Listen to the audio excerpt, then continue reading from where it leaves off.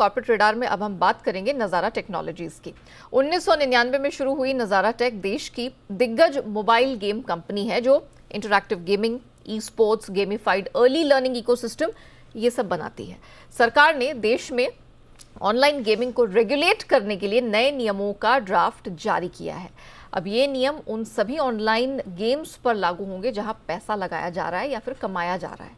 आज कंपनी के मैनेजमेंट से हम इन्हीं नियमों पर, ये जो ड्राफ्ट जारी हुआ है गेमिंग कंपनियों पर, इसका असर कैसा रहेगा, किस प्रकार के आउटलुक, ग्रोथ आउटलुक यहाँ से कंपनी के लिए और पूरे सेक्टर के लिए बनते हुए दिख रहे हैं, इन सब पर हम विस्तार से बात करेंगे। और हमारे साथ कंपनी के फाउंडर और जॉइंट एमडी नीतीश मित्र सेन जुड़ चुके हैं। मिस्टर मित्र सेन, सर गुड आफ्टरनून, बहुत स्वागत है आपका। नीतीश जी, सबसे पहले तो ऑफ कोर्स ड्राफ्ट जो जारी कर दिया है ये आज का बड़ा बज़ है, ये सुर्खियों में है, तो सबसे पहले तो हम उसी के बारे में आपसे जानना चाहेंगे। तो ज़रा बताइए, सरकार ने ये जो ड्राफ्ट ऑनलाइन गेमिंग रूल्स अब जारी किए हैं, अभी इस पे वार्ता होगी और अगले महीने हम नए नियम आते हुए देखेंगे। तो मैं पहले आपसे जानना चाहूँगी, सिंस यू आर इंडस्ट्री, क्या स्पेसिफिक एरियाज हैं जो आपको लगता है गेमिंग इंडस्ट्री के लिए एज अ होल अच्छे रहेंगे?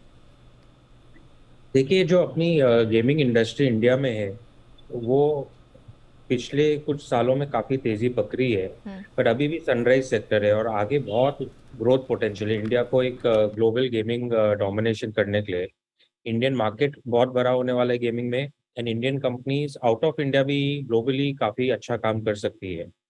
तो नज़ारा 23 इयर्स पहले स्टार्ट हुई थी एक ड्रीम के साथ कि कभी ना कभी इंडिया में गेमिंग बढ़ा होएगा। ये एक और माइलस्टोन है उस डायरेक्शन में, एक पॉजिटिव स्टेप है कि गवर्नमेंट आज के दिन रियलाइज कर रही है कि ये सनराइज इंडस्ट्री है, बहुत पोटेंशियल है, फॉर्मली रिकग्नाइज कर रही है, अपना टाइम एंड फोकस इन्वेस्ट कर रही है, एंड उससे पॉजिटिव आउटकम ही होएगा। I am very confident about it. तो एग्जैक्टली जब फाइनल रूल्स हम अगले महीने आते हुए देखेंगे तो क्या कुछ है जो आपको फाइनली यहाँ पर बनता हुआ दिखाई देगा? ऑफ कोर्स आप लोग की भी बात होने वाली है गेमर्स के साथ, इंडस्ट्री के साथ, इस पर चर्चा भी अगले हफ्ते होगी। क्या क्या होता हुआ यहाँ दिख रहा है आपको फाइनली जब नए नियम आएंगे? जरूर, इसमें एक इम्पॉर्टेंट चीज़ है कि consumer protection and responsible gaming. कोई भी इंडस्ट्री को अगर लॉन्ग टर्म ग्रोथ करना है, सस्टेन करना है, तो इट इज़ वेरी इंपॉर्टेंट कि कंज्यूमर के इंटरेस्ट में काम हो रहा है, उनके एंगेजमेंट में हो रहा है और पॉजिटिव हो रहा है। सो जो भी consumer protection and consumer interest में रेगुलेशन आएंगे वो बहुत अच्छे रहेंगे, and at Nazara at least we are wholeheartedly supportive of it. So I think वो एक पॉइंट है। दूसरी पॉइंट है, by formally recognising the industry, I think a lot of more clarity will emerge कि what are the rules, what are the regulations, and उससे जो serious players है हमारे जैसे, वो काफ़ी एडिशनल कैपिटल इन्वेस्ट कर सकते हैं इंडस्ट्री में, और जो एडिशनल कैपिटल आएगा उससे इंडस्ट्री की ग्रोथ और भी जल्दी बढ़ेगी। सो ये दो बहुत पॉजिटिव आउटकम्स मुझे लग रहे हैं ये रेगुलेशन में आने के लिए। ऑफ कोर्स ये जो ड्राफ्ट कल रिलीज हुआ है, अगले एक महीना इस पे काफ़ी चर्चा होगी, सबसे फीडबैक लिया जाएगा। मैंने भी अभी बहुत डिटेल तक समझा नहीं है, अभी भी कर रहा हूँ, but I am very confident कि सबका फीडबैक लेके जो फाइनल पॉलिसी आएगी वो काफ़ी सपोर्टिव रहेगी इंडस्ट्री के लिए। That is my expectation and hope. मैं थोड़ा सा और डिटेल में से समझना चाहूँगी। ऑफ कोर्स आपने कहा कि अभी आपको ड्राफ्ट को समझना बाकी है, अगले हफ्ते इस पे चर्चा भी होगी। दो महत्वपूर्ण बातें मुझे आप की तरफ से समझ में आई है। पहला तो कस्टमर प्रोटेक्शन, जो कि एक बहुत अच्छा एक कंफर्ट देगा क्लाइंट्स को, कस्टमर्स को। दूसरा ये कि फॉर्मली इसको रिकॉग्नाइज करना और रेगुलेशन इन प्लेस आना, ये ऑफ कोर्स इन्वेस्टमेंट को और एक्सपेंशन को बढ़ावा देगा, गिवन द फैक्ट कि अब सरकार भी इसके पोटेंशियल को रिकॉग्नाइज कर रही है। आप जरा बताइए कि एक बार ये नए नियम आ जाते हैं तो कौन से सेगमेंट्स होंगे जो आपके सबसे बड़े अब फोकस में आएंगे? ग्रोथ आप किन सेगमेंट्स में सबसे ज्यादा होती हुई देख रहे हैं? जरूर, मुझे लगता है कि फ्रॉम अ नज़ारा पर्सपेक्टिव हम 4-5 सेगमेंट्स में ऑपरेट करते हैं। एक गेमिफाइड लर्निंग है जो यंग किड्स के लिए एजुकेशनल गेमिंग करते हैं, वो हमारे लिए काफ़ी अच्छा ग्रो कर रहा है। एक ई स्पोर्ट्स स्पेस है जो बहुत फास्ट ग्रोइंग है और नज़ारा उसमें मार्केट लीडर है। प्रीमियम बिजनेस है जिसमें गेम्स डाउनलोड फ्री में होते हैं और फिर आप इन ऐप परचेसेस करते हैं, और skill based real money gaming होता है। नज़ारा के लिए skill based real money gaming थोड़ा छोटा है आज के दिन, हमारा 4-5% रेवेन्यू उससे आता है। और हमारा अप्रोच वो वाले बिजनेस में आज तक काफी कंजर्वेटिव था, क्योंकि जो रेगुलेटरी क्लैरिटी नहीं थी, टैक्सेशन क्लैरिटी नहीं थी। We are very hopeful that this policy will pave a way for much more clarity to emerge so that companies like Nazara can seriously invest capital and grow this business in the right manner. Till today, a lot of the gray market operators are taking advantage of unclarity. बिल्कुल। And वो हमारे लिए competitive disadvantage अभी तक था, पर जितनी clarity emerge होएगा उससे हमारा कॉम्पिटिटिव एडवांटेज बढ़ेगा। ओके। ये मेरी आशा है। ऑल्सो जो इंटरनेशनल प्लेयर्स है जो इंडिया में अनरेगुलेटेड तरीके से ऑपरेट कर रहे हैं, जिस वो उनको भी थोड़ा ये पॉलिसी में फॉलो इन लाइन करना पड़ेगा। Again, for companies like Nazara, which are formalized companies today, Nazara is a listed company. Ji. We have to be very responsible in the way we do our business. I think this regulatory framework will give us lot of confidence and ability to invest. तो मेरे को लगता है नज़ारा के लिए specifically skill based real money gaming एक बड़ी अपॉर्चुनिटी आ सकती है पोस्ट क्लैरिटी। ओके। और जो बिजनेस है जिसमें फ्री टू डाउनलोड आईपी है, उसमें भी काफी बढ़ावत आ सकती है। ओके। थोड़ा रेवेन्यूज पे फोकस कर लेते हैं। Now that you are saying कि ये ड्राफ्ट हैं वो आपके लिए एक बेनिफिशियली साबित होंगे और इसमें एक हेल्दी कंपटीशन को बढ़ावा मिलेगा, तो मुझे ज़रा बताइए ये जो ई स्पोर्ट्स की पर्टिकुलरली आपने यहाँ पर बात की और जिस तरह से सरकार ने अब उसे रिकॉग्नाइज किया है as a part of multi sport event, तो आपकी सोच क्या है? किस प्रकार के रेवेन्यूज में अब रेवेन्यू कंट्रीब्यूशन में यहाँ से वृद्धि देखने को मिलेगी? हम इस साल के अंत तक की बात करें, नए साल की, तो देखिए ई स्पोर्ट्स एक बहुत ही मैक्रो ट्रेंड है जो यूथ के लिए बहुत ही इम्पोर्टेंट हो रहा है आज के दिन। अगर आप यंगर बच्चों को देखिए, अगर let's say from the age group of 10 onwards, 10 to let's say 25, right? I think esports and gaming is becoming a primary source of entertainment and a primary source of socializing, much over cricket or Bollywood and other sources of entertainment. And therefore, this is a macro trend which is in any case going to grow. जो regulatory clarity के साथ इसमें और भी push आएगा, और भी sponsors आएंगे, और भी सिस्टम्स बनेंगे। नज़ारा के लिए अगर आप देखिए तो ये बहुत ही फास्ट ग्रोइंग सेगमेंट है। हमारे जो पिछले क्वार्टर के रिजल्ट थे उसमें ईयर ऑन ईयर हमारा 174% ग्रोथ था ये सेक्टर में, एंड हमें आशा है कि हमें काफ़ी तेज़ी से ग्रोथ इसमें बना के रखेंगे। ओके। अब थोड़ा सा प्राइसिंग स्ट्रैटेजी पे फोकस कर लेते हैं। अब इस पूरे साल के लिए आपके जो अलग अलग सेगमेंट्स हैं, कोई कीमतों में, प्राइस स्ट्रैटेजी में किसी प्रकार का बदलाव होगा? क्या देखने को मिलेगा इस साल? हमने हमारे अर्ली लर्निंग प्रोडक्ट्स में थोड़ा प्राइसिंग बढ़ाया है। अगर आप किडोपिया, हमारा जो प्राइमरी अर्ली लर्निंग ऐप है जी, उसमें हमने दिसंबर में भी थोड़ी प्राइसिंग बढ़ाई है, और उससे होपफुली हमें फ़ायदा दिखेगा आगे के महीनों में।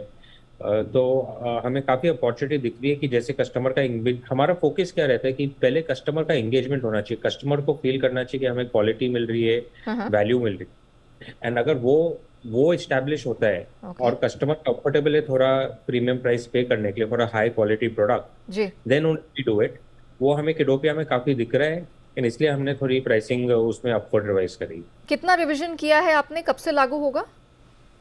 सो हमने किडोपिया में जो हमारा मंथली 8.99 USD का प्राइसिंग था per month in the US market, उसको हमने अभी दिसंबर से 9.99 कर दिए। अच्छा, 9.99 USD per month. Mister Mitrasen, आपने ब्रेक पर जाने से पहले अपनी कमेंट्री में टैक्सेशन का जिक्र किया था, तो मेरा अगला सवाल उसी से जुड़ा हुआ है। अब खबरें आ रही कि सरकार बहुत जल्द 28% GST लगाने पर कुछ विचार यहाँ कर रही है। मैं समझना चाह रही थी, not just from companies perspective, gaming industry के लिए भारत में इसके क्या मायने हैं और इसका इम्प्लीकेशन फिर आप कैसा देख रहे हैं? जरूर, इसमें दो विषय रहते हैं। एक रहता है कि what is the percentage of taxation जी, एंड वो कौन से वैल्यू पे अप्लाई होएगा। तो I think hopefully in the coming months and days final clarity will emerge over here, and we are very hopeful that the government will take the right balanced approach, which does not suffocate the industry, but at the same time lets the industry contribute in the right manner to the nation building. So that is my expectation also and hope also. I think सबसे बड़ी बात ये है कि जो government tax लगाएगी उसका क्या मायने से इम्पैक्ट आएगा वेरियस कंपनीज में, बिकॉज जैसे मैं पहले बोल रहा था, एक है जो इस्टेब्लिश्ड कंपनीज है जो इंडिया में काम कर रही है, जो फॉर्मली काम कर रही है, फिर ग्रे मार्केट ऑपरेटर्स है, फिर इंटरनेशनल कंपनीज है जो इंडिया में अनरेगुलेटेड तरीके से काम कर रही है. तो I think the taxation and clarity in taxation will cause more problem to the informal market versus the formal market. I think at least from a Nazara perspective, जो भी clarity taxation होए, I think for us what is important है, जो हम हमारे IPO के time से बोल रहे हैं, especially in the skill based real money gaming space, we need clarity. Okay. It is very, very difficult for us to make large investments and large bets in a gray area, in a unclear area. Okay. So हमें हमारे perspective से लगता है कि जो भी clarity आएगी उस हम एक बिजनेस बिल्ड कर पाएंगे, हमारा रियल मनी बिजनेस स्केल कर पाएंगे. So we are only hopeful that this clarity emerges sooner than later. Of course. तो आपको ये जो 28% GST अगर यहाँ लागू की जाती है उससे इतनी दिक्कत नहीं है जितना आप चाहते हैं कि स्पष्ट हो मामला, पूरा ट्रांसपेरेंसी आए. तो मुझे बताइए कि बजट से पहले, क्योंकि महीने भर की दूरी पर हैं हम बजट से, क्या अब ये एक सबसे बड़ा मुद्दा होगा जो आप वित्त मंत्री के सामने, सरकार के सामने रखेंगे? हाँ जरूर, हमारी एंगेजमेंट चालू रहती है through various forums. And like I said, हम काफी होपफुल है कि 23 में जल्दी ये क्लैरिटी इमर्ज हो. ठीक है, चलिए, तो यहाँ पर क्लैरिटी की जरूरत है इंडस्ट्री को ताकि वो अपने बिजनेस का विस्तार कर सकें. और क्योंकि हम बिजनेस विस्तार की बात कर रहे हैं तो नीतीश जी, हम आपसे ही समझना चाहेंगे कि कौन कौन से रेवेन्यू सेगमेंट्स ऐसे हैं जहाँ पर अब आप एक्विजिशन की तैयारी में है या प्लानिंग चल रही है, जो बाकी वित्त वर्ष के बाकी महीने बचे हैं उसमें हम कुछ नए अनाउंसमेंट्स होते हुए देखेंगे? हमें हमारे 2-3 सेगमेंट्स में हम काफ़ी तेज़ी से अपॉर्चुनिटीज़ देख रहे हैं. एक हमारी गेमिफाइड लर्निंग स्पेस है जहाँ हमें काफ़ी हाई इम्पैक्ट बिजनेसेस लगते हैं, काफ़ी अच्छी अपॉर्चुनिटीज़ लगते हैं. हमने हाल में एक अमेरिकन कंपनी को खरीदा था वाइल्ड वर्क्स करके कुछ महीने पहले. उनका भी प्रोग्रेस काफ़ी अच्छा हो रहा है एंड हम सिमिलर स्पेस में दूसरी कंपनीज भी देख रहे हैं सो दैट हमारा ओवरऑल पोर्टफोलियो उस स्पेस में एक्सपैंड होए. और skill based real money gaming में हम देखेंगे एक बार ये क्लैरिटी जो अभी हमने बात करी वो क्लैरिटी इमर्ज हुए तो हम जरूर उसमें भी देखेंगे. गेमिंग डेवलपर्स में हमारा काफ़ी इंटरेस्ट है, काफ़ी फोकस्ड है, बोथ इंडिया में एंड आउट ऑफ इंडिया. तो अच्छे गेमिंग डेवलपर्स कौन है और हम उनके साथ कैसे पार्टनर कर सकते हैं, कैसे इन्वेस्ट कर सकते हैं, वो हम देख रहे हैं. और एक जो नया वर्टिकल हमने एंटर करा था एड टेक वाला जी, उसमें भी हमें काफ़ी तेज़ी से ग्रोथ दिख रही है और हमें लगता है कि उसमें भी हम काफ़ी M&A के थ्रू और ग्रो कर सकते हैं. हमारे पास 3 या 4 डिफरेंट वर्टिकल्स है विद इन विच M&A देख रहे हैं.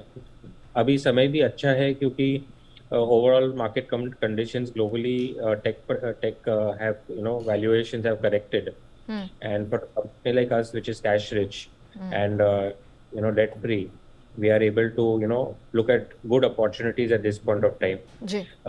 नज़ारा के हिस्ट्री में जब भी मार्केट वैल्यूएशंस करेक्ट हुए, डाउनटर्न आए, हमें काफ़ी फायदा हुआ है और हम होप कि इस टाइम भी हम सिमिलर बेनिफिट एक्सट्रैक्ट कर पाएंगे. Okay mister Mitra Sen, thank you so much. It was a pleasure speaking with you. और आपने काफ़ी डिटेल में, विस्तार में ना सिर्फ नज़ारा के बारे में बताया बल्कि पूरी इंडस्ट्री के लिए क्या कुछ कहाँ पर टर्निंग पॉइंट्स, माइलस्टोन्स दिख रहे हैं, वो भी दर्शकों के सामने रखने के लिए आपका बहुत बहुत धन्यवाद. चलिए, इसी के साथ कॉर्पोरेट रेडार को हम यही रैप अप करेंगे. वक्त हुआ छोटे से ब्रेक का. ब्रेक के उस पार भी खबरों का सिलसिला जारी रहेगा. नमस्ते.